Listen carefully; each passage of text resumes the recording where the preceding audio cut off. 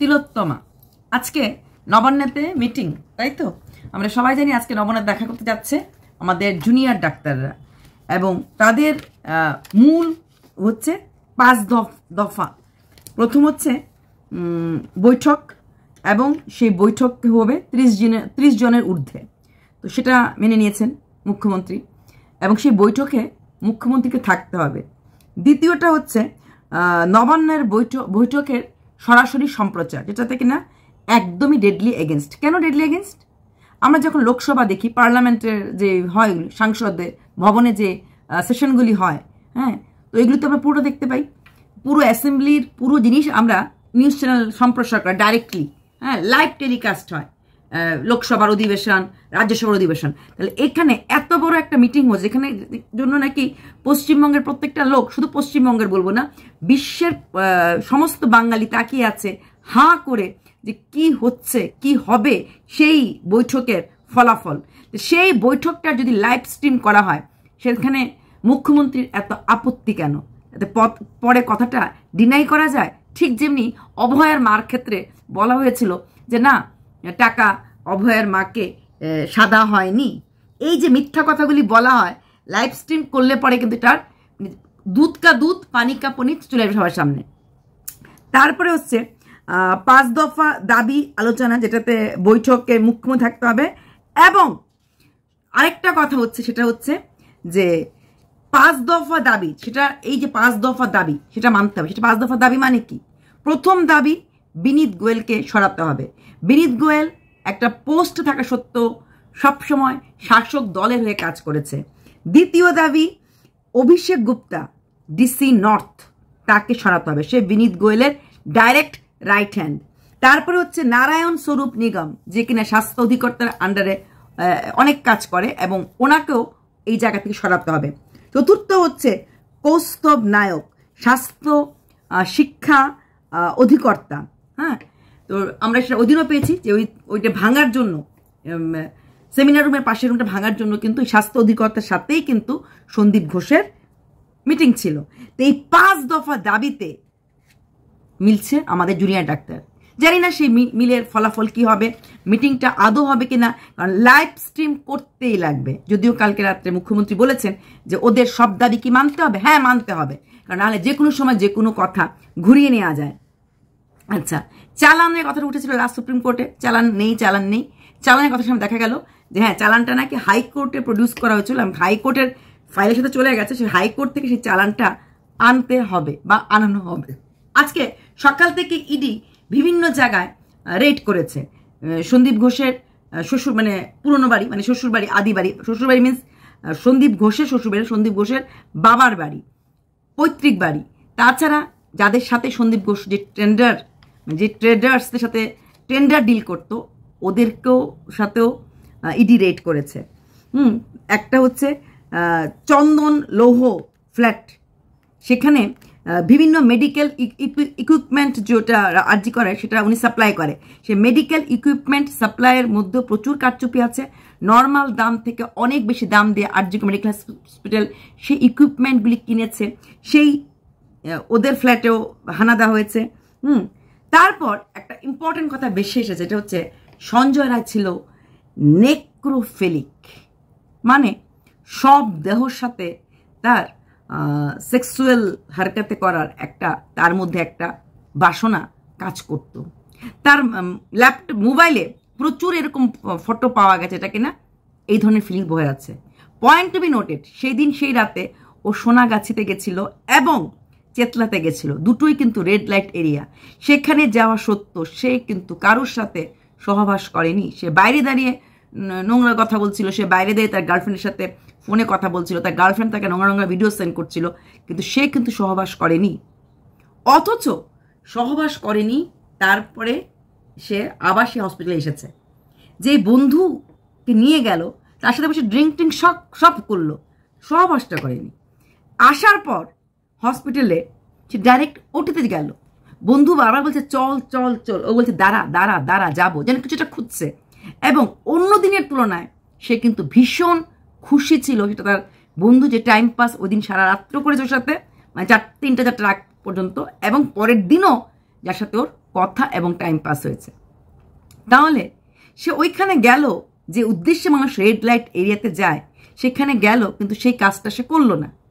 তার মানে কি সে আগের থেকে জানতো যে তার আজকে অন্য কোনো জায়গায় কোনো অ্যাপয়েন্টমেন্ট ক্লিয়ার ছিল? যে বন্ধুর সাথে সন্ধ্যার থেকে ঘুরলো, ড্রিঙ্ক করলো, 2 জায়গায় গেল, সেই বন্ধুকে র্যাপিডো দিয়ে ঘরে পাঠিয়ে দিল, নিজের সাথে গেল না। কি এমন কাজ ছিল সঙ্গে গেল না? তারপরে ওর ফুটস্টেপ আমরা কোথাও ঘরের ভেতরে পাওয়া যায় নাই। জুতোর মধ্যে ছিল রক্তের দাগ। সেই রক্তের দাগটা কোথা থেকে আসলো? তবে কি সে তার ড্রেস অন্য কোনো রুমে চেঞ্জ করেছে, যে রুমটা ভাঙা হয়েছে ফুটস্টেপগুলি সরানোর জন্য? শুধু তাই নয়, সঞ্জয় রায় বাইক যে সিবিআই নিয়েছিল, বাইকের মধ্যেও কোনো রকম কোনো স্পট বা কিছু পায়নি। সঞ্জয় রায় যখন বেরিয়ে আসছিল, যখন এত মারপিট করে ও যদি কোথাও স্নান টান না করে, কোনো কিছু না করে, তো সেই ড্রেসে রক্তের ধাব্বা লেগে থাকবে না? কারণ মেয়েটাও তো স্ট্রং ফাইট দিয়েছে, তার জন্য মেয়েটার চোখের ভেতরে চশমা ভেঙে ঢুকে পড়েছে। মানে ও ফাইট দিয়েছে, বাঁচার চেষ্টা তো করবেই। সেখানে দাঁড়িয়ে সিসিটিভিতে কোথাও ওর শরীরে মানে শার্টে কোথাও ব্লাড স্টেন দেখা যায়নি। এবং সে যখন পুরোটা রাস্তা মানে সে লিফট থেকে নেমে এসে গেল বাইক, কিছু না কিছু রাস্তাতে কিছু না কিছু লোকের চোখে পড়েছে, কোথাও কি ওর কোনো জায়গাতে শরীরে কোনো জায়গাতে কোথাও ব্লাড স্টেন ছিল না? তাহলে কি সেটাই ঠিক যে ওর সিমেন্টটা ইনজেক্ট করা হয়েছে? কারণ ও কিন্তু ওটিতে গেছিল। ওটিতে যাওয়ার পেছনে কারণ কি ছিল? যে ওর সিমেন্টটা পুরোটা নিয়ে ইনজেক্ট করে দিয়ে দেওয়া হয়েছে, তারপর ওকে মানে মেয়েটাকে মেরে ফেলার পরেই যা এবার তুই যা কর, যেহেতু সে নেক্রোফিলিক, তুই যা খুঁজা করতে পারিস। এবার আসছি সন্দীপ ঘোষের ব্যাপারে। সন্দীপ ঘোষের ব্যাপারে শোনা যাচ্ছে উনি নাকি সমপ্রেমী। পুরুষদের প্রতিও ওনার অনেকটাই ইচ্ছে ছিল, এবং সেটা নাকি ওনার ল্যাপটপ, যেই ল্যাপটপটা উনি ওনার নিজের বাড়িতেই রাখেনি, কোনো আত্মীয়ের বাড়িতে রেখেছিল, সেই ল্যাপটপের মধ্যে ওনার প্রচুর এরকম ভিডিও পাওয়া গেছে, এটা কিনা পুরুষের সাথে পুরুষের সমকামী। আমি একটা পিক শেয়ার করেছিলাম, যেখানে সন্দীপ ঘোষ বসে আছে, একটা মামুলি সিভিক ভলান্টিয়ার কেক কাটছে, একটা এত বড় হসপিটালের, এত বড় আরজিকর কলেজের মতো এত বড় স্বনামধন্য কলেজের প্রিন্সিপালের সামনে বসে দাঁড়িয়ে একটা সিভিক ভলান্টিয়ার কেক কাটছে। তাহলে কি মানে না যাবে যে সন্দীপ ঘোষের সাথে সঞ্জয় রায়ের কোনো আলাদা রিলেশন ছিল? এবং তাকে বাঁচানোর জন্য এত অ্যাটেম্প্ট, কারণ তার মুখ যদি সঞ্জয় রায় মুখ খুলে ফেলে তাহলে অনেক কিছু বেরিয়ে আসবে। তার পায়ের ফুটস্টেপ নেই, তার কোথাও কিছু নেই, অথচ তার জুতোর মধ্যে এই রক্তটা কোথা থেকে আসলো? শুধু একটা জুতো, অথচ এমন না যে তার করিডোরে গেছে তখন কোথাও রক্ত, জুতোর এক কোণাতে রক্তটা লেগেছিল। সেই রক্তটা তার মানে রক্তটা আগে কোথাও ধোয়া হয়েছে। কোথায় ধোয়া হয়েছে? সেই বাথরুমে ধোয়া হয়েছে। তার জন্য অনেক সময় না একদম কোণাতে লেগে থাকে, ধোয়া হলো যায় না, অ্যাক্সিডেন্ট হতে ওখানটা লেগেছিল। তাহলে সন্দীপ ঘোষ সমকামী, এটা প্রথম বোঝা গেছে হংকংয়ে। সেখানে নার্সের সাথে, সেটা জেন্টস নার্সের সাথে এটা খারাপ ব্যবহার করেছে। জেন্টস নার্সের সাথে কতটা খারাপ ব্যবহার করতে পারলে তাকে হাজত বাস করতে হয়, তাকে অ্যারেস্ট করা হয়। Do you like it? এইরকম প্রশ্ন একজন ডাক্তার একজন জেন্টস নার্সকে, মেল নার্সকে করতে পারে। আর যদি না হয়ে থাকে তাহলে তার ল্যাপটপে, আমাদের মতো নর্মাল লোকের ল্যাপটপে কি এই ধরনের ভিডিও থাকে? যেই ধরনের ভিডিও সন্দীপ ঘোষের মতো একজন প্রাপ্ত বয়স্ক পুরুষ মানুষের ল্যাপটপে এইরকম মেইল ভিডিও। সঞ্জয় রায়ের মোবাইলে আছে এই নেক্রোফিলিক মানে সবের সাথে যে এগুলো করে তার ভিডিও, আর তার আছে এই পুরুষদের হাতে ভিডিও। শুধু তাই না, সেই মেয়েটার মানে তিলোত্তমার মোবাইল থেকে কিছু কিছু ফটো, কিছু কিছু জিনিস, ফাইল ডিলিট করা হয়েছে। সেই ফাইলগুলি কি এবং তিলোত্তমার মোবাইলের মধ্যে যা ডিলিট করা হয়েছে সেটা মোবাইলের মধ্যে কিন্তু কারোর ফিঙ্গারপ্রিন্ট পাওয়া যায় না, কিন্তু মোবাইলটা যে অন্য কেউ যেভাবে হোক হাত দিয়ে ধরেছে এবং সেই মোবাইলটা যে কেউ ছানবিন করেছে, এটা কিন্তু মোবাইলটা হাতে পাওয়ার পরেই বোঝা গেছে। কারণ কিছু কিছু ফাইল ডিলিট করা হয়েছে পরবর্তীকালে, মানে 8 তারিখ রাতে। তাহলে কী এমন ফাইল বা কী এমন জিনিস তিলোত্তমার মোবাইলে ছিল যেগুলি ডিলিট করা হয়েছে, এটা নিয়ে সবারই সন্দেহ ছিল প্রথম থেকে তিলোত্তমা কিছু জানে। কারণ ধর্ষণটা এখানে সেকেন্ডারি, মেরে ফেলাটাই ছিল প্রাইমারি। ধর্ষণটা সেকেন্ডারি, এটা সবাই বলছে সেকেন্ডারি, এর জন্য যে ফিমেল জেন্ডারটা অন্য জেন্ডার পেয়েছে, ঠিক আছে তাহলে ধর্ষণটা হয়ে যাক, বাট মেয়েটাকে শেষ করতে হবে, এটাই ছিল প্রাইমারি। আর সেখানে দাঁড়িয়ে ওর মোবাইলটা টাচ করা হয়েছে এবং মোবাইল থেকেও কিছু জিনিস ডিলিট করা হয়েছে। তারপর যেরকম বিভিন্ন পলিটিক্যাল লিডাররা যেমন অগ্নিমিত্রাকালে যাওয়ার চেষ্টা করেছিল, তখনও আন্দোলনকারীরা মানে জুনিয়র ডাক্তাররা গো ব্যাক, সেটা নিয়ে শতাব্দী বলেছে না গেলে বলে লাপাতা, আর গেলে পরে বলে গো ব্যাক। না, গেলে পরে গো ব্যাক বলে না। সারা রাত লগ্নজিতা, স্বস্তিকা, চৈতালি, লগ্নজিতা হাও করে কাটছে, ওরা থাকছে এবং বলেছে সাধারণ মানুষরা কিভাবে সারা রাত জেগে ওদের পাশে থাকেও পরের দিন সকালে অফিসে যায়, বসে, আবার রাত্রেবেলা সে ওদের সাথে বসে থাকে। এবং প্রচুর স্বাস্থ্য ভবনের সামনে কালকে থেকে যেইভাবে খাদ্য ভাণ্ডার নিয়ে সাধারণ লোকরা, আমরা দেখেছি ডিমের তরকারি, কোল্ড ড্রিঙ্কস, এই ধরনের খাবার নিয়ে ভরে গেছে। শুধুমাত্র মানুষের মনের টান, ভালোবাসার টান, এবং অবশ্যই তিলোত্তমার বিচার। এখন যেটা এনফোর্সমেন্ট ডাইরেক্টর আজকে যেটা করছেন, যে সন্দীপ ঘোষের বিভিন্ন টেন্ডার রিলেটেড কাজগুলি, মানে অ্যান্টি করাপশন ব্যুরো থেকে দেখা হচ্ছে ব্যাপারটাকে, কোথায় কি আছে, কোথায় টেন্ডার নিয়ে যে প্রশ্নটা আক্তার আলী করেছিল, যে টেন্ডারের 9-6 টেন্ডার নিয়ে, সেই টেন্ডারগুলি দেখা হচ্ছে। ওনার পৈতৃক বাড়িতে কি টেন্ডারের কাগজপত্র আছে কি না, বা যাদেরকে টেন্ডার দিয়েছিলেন, যেরকম ওই যে বললাম চন্দন লোহ, যে কিনা মেডিকেল ইকুইপমেন্ট, তারপর আরেকজন হচ্ছে কালিন্দিতে অফিস আছে আরেকজনের, হ্যাঁ, তো ওনার অফিসও ছানবিন করা হয়েছে। তো এইভাবে প্রতিটি স্টেপে ওরা এগিয়ে চলছে। কিন্তু তিলোত্তমার মৃত্যুর ব্যাপারটা কেউ দেখতে পাচ্ছে না। এদিকে আরেকটা কথা উঠেছে যে সন্দীপ ঘোষ নাকি সেই যে এটা ভেঙেছে, এটার জন্য যে সাইন করা হয়েছিল, সেখানে সাইন করেছিল 18 জন জুনিয়র ডাক্তার। তাহলে ওরা কেন সাইন করলো? এটা যদি প্রি প্ল্যান হতো। আর এবার 18 জন ডাক্তার যে সাইন করেছে, ওদেরকে তো এগুলি বলা হয়নি যে কাজটা এক্ষুনি করা হবে, এই রুমেই করা হবে। বলেছে রেনোভেট করার দরকার, কাজ করার দরকার। প্রথম দিন 3 জন জুনিয়র ডাক্তার, কেউ ছিল না, 3 জন জুনিয়র ডাক্তার থেকেই সাইন নেওয়া হয়েছে। ওই 3 জন ডাক্তার যখন বলেছে যে আমাদের কথার উপরে বেস করে যেন কোনো কাজে হাত না দেওয়া হয়, তখন গিয়ে সিভিল লোকরা এসেছে, সবার সামনে ডিসকাস হয়েছে, সমস্ত ভিজিটারদের সামনে, এবং তখন ওই কি রেনোভেট করা হবে, কোন জায়গায় রেনোভেশন করা দরকার আছে, তখন যে সেই কাগজে 18 জন সাইন করেছে। সেটা যে তিলোত্তমার পাশের রুমটাই হবে, সেটা যে সেই দিনই বিকাল থেকে শুরু হবে, সেটা কিন্তু কোনো ডাক্তার জানতো না। কাজটা যে শুরু হবে কেউ জানতো না। কাজটা করা হবে ভবিষ্যতে, ইন ফিউচার, বাট তৎক্ষণাৎ কাজ শুরু হয়ে যাবে। এই নারায়ণ স্বরূপ নিগম, উনি ছিলেন তো ওই মিটিংয়ে, কৌস্তব নায়ক ছিলেন ওই মিটিংয়ে, বিল্ডিং ভাঙচুর মিটিংয়ে ছিলেন, পরিষ্কারভাবে সন্দীপ ঘোষ এটা লিখে গেছে। আচ্ছা, যেটা আমি অনেকদিন ধরে বলছিলাম, প্রথম দিন ভিডিওতে আমি বলেছিলাম, সুশান্ত রায় নামে একজন ডাক্তার, যিনি সেদিন সেই জায়গাতে প্রেজেন্ট ছিলেন ভোরবেলা, এবং তিনি নর্থ বেঙ্গলের IM এর লবির লোক। সুশান্ত রায়ের ছেলেও সেদিন এসেছিল কোনো একটা কারণে আরজি করে, সে একজন জুনিয়র ডাক্তার। সেই সুশান্ত রায়কে কালকে বরখাস্ত করা হয়েছে IMA মেডিকেল অ্যাসোসিয়েশন থেকে। কেন করা হয়েছে IMA থেকে? কারণ সে কি কারণে সেদিন আরজি করে ওই সময়ে ওই জায়গাতে উপস্থিত ছিল, কার পারমিশনে? এই সুশান্ত রায় এদের লবিবাজি করতে গিয়েই কিন্তু Sandip Ghosh day by day এতটা পাওয়ারফুল হয়ে গেছিল। সুশান্ত রায়, অভিক দে, বিরূপাক্ষ বিশ্বাস, এই 3টে নাম প্রত্যেকের মাথায় ঘুরছে, প্রথম দিন থেকেই ছিল। আর ছিল ফরেন্সিক ডিপার্টমেন্টে দেবাশিস সোম, যিনি এখনো হসপিটালে ক্লিনিক্যালি ডেড তো না, বাট ব্রেন ডেডে পড়ে আছে। কে বা কারা জানি ওনাকে পয়জন করা হয়েছে, যদিও জানা না। শুধু একটা কথা হচ্ছে, উনি পয়জনিং এর জন্য উনি হসপিটালাইজড। পয়জনিংটা কিভাবে হয়েছে, কে করেছে, কার দ্বারা হয়েছে, নিজের থেকে যদি হয়ে থাকে কিভাবে হয়েছে, সেই ধারণাটা কিন্তু কারণ নেই। একটা কথাই সবাই জানে, ওনাকে পয়জন করা হয়েছে। কে পয়জন করেছে সেটা কেউ জানে না, বা কেন করা হয়েছে। তো এইখানে এই প্রশ্নগুলি রয়ে গেছে, প্রত্যেকটি ক্ষেত্রে প্রশ্নগুলি রয়ে গেছে। এতদিন পরে গিয়ে এই সুশান্ত রায়কে সাসপেন্ড করা হলো। শুধু সাসপেন্ড করা হলেও হবে না, ওদের রেজিস্ট্রেশন যেটা আছে, মেডিকেল রেজিস্ট্রেশনটা নিয়ে যেতে লাগবে। কারণ এই মেডিকেল রেজিস্ট্রেশনের জন্যই কিন্তু ওরা এতটা পাওয়ারফুল হতে পেরেছে। ওরা ডাক্তার কম অসুর বেশি, ডাক্তার কম অসুর বেশি।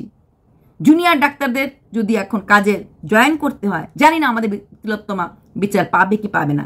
17 সেপ্টেম্বর আবার যদি সেই ডেটটা আসে সুপ্রিম কোর্টের, এর আগে যে গিয়ে বলতে লাগবে যে ওরা জয়েন করেছে কি করেনি, কেন করেছে কেন করেনি। কিন্তু প্রত্যেকটা দাবি যদি মেনে নেয় সরকার, যে বিনীত গোয়েল, কৌস্তব নায়েক, নারায়ণ স্বরূপ, অভিষেক গুপ্তা, আমি মানলাম সবাই সাসপেন্ড, সবাইকেই সরিয়ে দেওয়া হলো, অন্য ডিপার্টমেন্টে দিয়ে দিল, অন্য স্টেটে দিয়ে দেওয়া হলো, কিন্তু এর সাথে কি আমাদের তিলোত্তমা বিচার পাবে? তিলোত্তমা প্রপার বিচার পেতে গেলে তো ওই ফাইলগুলি, ওই দলিলগুলি, ওই কাগজগুলি, এভিডেন্সগুলি লাগবে, যেগুলি কিনা হাফিজ করে দিয়েছে বিনীত গোয়েল নিজের পুরো টিমকে দিয়ে। এখানে তিলোত্তমার বিচারের সাথে সাথে এদের 5 দফা দাবি তো ঠিক আছে, কিন্তু দফা 1 যেটা ছিল সেটা কোথায় গেল? সেই কোথায় গেল? কারণ তিলোত্তমার বিচারের জন্য এভিডেন্স দরকার, সেই রুমের এভিডেন্স দরকার। সেই রুমের এভিডেন্স না পেলে, সেই ফুটপ্রিন্ট না পেলে, সে সিমেনে আর অন্য কোনো পুরুষের কোনো কিছু না পেলে কি করে তাহলে তিলোত্তমা বিচার পাবে? অ্যান্টি কারাপশন ব্যুরো থেকে সন্দীপ ঘোষকে ধরা হতেই পারে, 6 মাস পরে বেল পেয়ে বেরিয়ে আসবে। বিনীত গোয়েলরা অন্য কোনো রাজ্যে গিয়ে আবার এই রকম নোংরামি করবে, অন্য পোস্টে গিয়ে অন্য জায়গায় সেই কাজটাই করবে। তো তিলোত্তমার বিচার তাহলে নিবৃতে কাঁদবে। তিলোত্তমার বিচার পাওয়ার জন্য কিন্তু একটাই উপায় আছে, সব কয়েকজন ডাক্তার যারা ওই রাতে নাইট ডিউটি ছিল প্রত্যেককে আলাদা করে পলিগ্রাফি টেস্ট করানো। কারণ ওই দিন ইমার্জেন্সি ডিপার্টমেন্টও ছিল একটা পার্টি, সেই পার্টিতে কিন্তু তিলোত্তমা যায়নি। যদি তিলোত্তমা সেই পার্টিতে যেত তাহলে তিলোত্তমা বাইরের থেকে খাবার আনিয়ে খাবার খেত না। সেই রাতে ছিল 2টো পার্টি, একটা ছিল ইমার্জেন্সি ওয়ার্ডে পার্টি, আরেকটা ছিল বয়েজ হোস্টেলে পার্টি। দুইটা পার্টি ছিল। পুরো সিচুয়েশনটা তৈরি করা হয় যে পার্টি নিয়ে লোকে ব্যস্ত থাকবে, পার্টি নিয়ে লোকে হইচই করবে, সেখানে ওরা অত বেশি দেখবে না কোথায় কি হচ্ছে না হচ্ছে। সেই পার্টিতে তিলোত্তমা যায় নাই, কিন্তু পার্টি থাকার জন্য হয়তো তিলোত্তমার চিৎকার চেঁচামেচি বা তিলোত্তমার পাশেও যে অন্য কেউরা সে দেখতে পারে নাই যেখানে কি হচ্ছে না হচ্ছে। পুরো ব্যাপারটাই কিন্তু সাজানো, পুরো ব্যাপারটাই কিন্তু গুছিয়ে করা হয়েছে। ভেবে দেখুন, এত বড় ডাক্তার সন্দীপ ঘোষ সমপ্রেমী হওয়া সেটা গোপন রেখেছে, তার জন্যই কি সঞ্জয় রায়কে এতটা ঢেকে রেখেছে? তবে কি ওনার পার্টনার হিসেবে ধরে সঞ্জয় রায়কে, সমস্ত খারাপ কাজে পার্টনার, তার জন্যই কি সঞ্জয় রায় একদম ভয় পায়নি, বলেছিল আমাকে ফাঁসি দিয়ে দাও, ফাঁসি দিয়ে দাও, ফাঁসি দিয়ে দাও।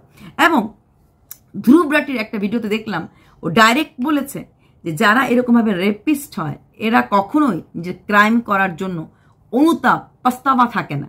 যারা মার্ডার করে, যারা অন্যকে শেষ করে দেয়, ওদের মধ্যে থাকে পস্তাবা, হ্যাঁ গিল্ট ফিলিংস থাকে, একটা অনুতাপ থাকে, কিন্তু যারা রেপিস্ট হয় এদের থাকে না। রেপিস্ট হওয়ার পেছনে কারণটাও কিন্তু আমাদের ছোটবেলার থেকে শিক্ষাটা বহন করে চলছে। আমাদের গানের মধ্যে একটা মেয়েদেরকে অবজেক্ট হিসেবে দেখানো হয়, ঘাটকালো সাইয়া, হ্যাঁ লাগালো সাইয়া ফেভিকল সে। এই যে গানগুলি, গালি, আমাদের যে গালিগুলি দেই, সেখানেও কিন্তু আমরা মা বেহেন দিয়েই গালিগুলি দিই। অনেক গালির মধ্যেই বেহেন ড্যাশ ড্যাশ, তেরি মা ড্যাশ ড্যাশ ড্যাশ, এই যে গালিগুলি দিই, প্রথম থেকেই একটা মেয়েদের প্রতি একটা নফরত। অফকোর্স যারা রেপিস্ট হয় ওদের 3টে জিনিস থাকে। একটা হচ্ছে ওরা পাওয়ার দেখানোর চেষ্টা করে উইকার সেক্সের প্রতি, মানে মেল ফিমেলের প্রতি। তারপর থাকে একটা মেয়েদের প্রতি একটা একদমই রেসপেক্ট নেই, একটা অ্যাগ্রেশন। হ্যাঁ, দেখবেন এসব মানুষরা রাস্তাঘাটে, বাজি ঘরে সবসময় নোংরা গালিগাল দিতে অভ্যস্ত, এবং সেই গালিগালাজগুলি কিন্তু ওমেন সেন্টারই হয়। ওদেরকে বোঝানো হয় না যে এই গালিগুলি দিবি না, তেরি মা কি, কেন? অন্যরা সেই গালিগালাজগুলি কিন্তু বেশ নিজেরা না দিলেও বেশ আনন্দ করে, রিলিশলি তাকে চেটে নেয় সেই গালিগুলিকে। তারপর আরেকটা হচ্ছে নিজেদের নিড, ফিজিক্যাল নিড, একটা আর্জ, সেটা নোংরাভাবে নিবানোর জন্য হচ্ছে এই রেপিস্টরা এই জিনিসগুলি করে। তাহলে এইগুলির জন্য মেইনলি ওদের দরকার হচ্ছে সাইকোলজিক্যাল লেভেলটাকে বাড়িয়ে তোলা। এটার বাড়িয়ে না তুলতে গেলে এইভাবে রেপিস্ট এখন হয়তো হবে না, 5 বছর পরে আবার আরেকটা সঞ্জয় রায় তৈরি হবে। সঞ্জয় রায়রা একদিনে তৈরি হয় না, সঞ্জয় রায়রা বছরের পর বছর গিয়ে তৈরি হয়। ছোটোর থেকে যদি বাচ্চাকে একটা মরাল থিঙ্কিং লেভেল দেওয়া না যায় তাহলে এইভাবেই চলবে। প্রতি মুহূর্তে যদি মেয়েদেরকে ছোট করে দেখানো হয় সেটা টিভিতেও প্রতি জায়গাতে टीवी सिनेमाते बोलो और सिनेमाते ही बोलो, अरे उसको उसको उसको कुछ नहीं होगा, ये कैसे कर लेगा, अरे यार ये तो लड़की है, उसको होता है थोड़ी, এই যে একটা ফিলিংস उसको होता है थोड़ी, ও कैसे कर लेगा, এই থিঙ্কিং গুলি থেকেই কিন্তু একটা নিজেদের সুপিরিয়রিটি পাওয়ার, সেই পাওয়ার দেখাতে গিয়ে একটা অসহায় মেয়ের সাথে ওরা এইরকম পৈশাচিক জিনিসগুলি করে আনন্দ পায়। বাই।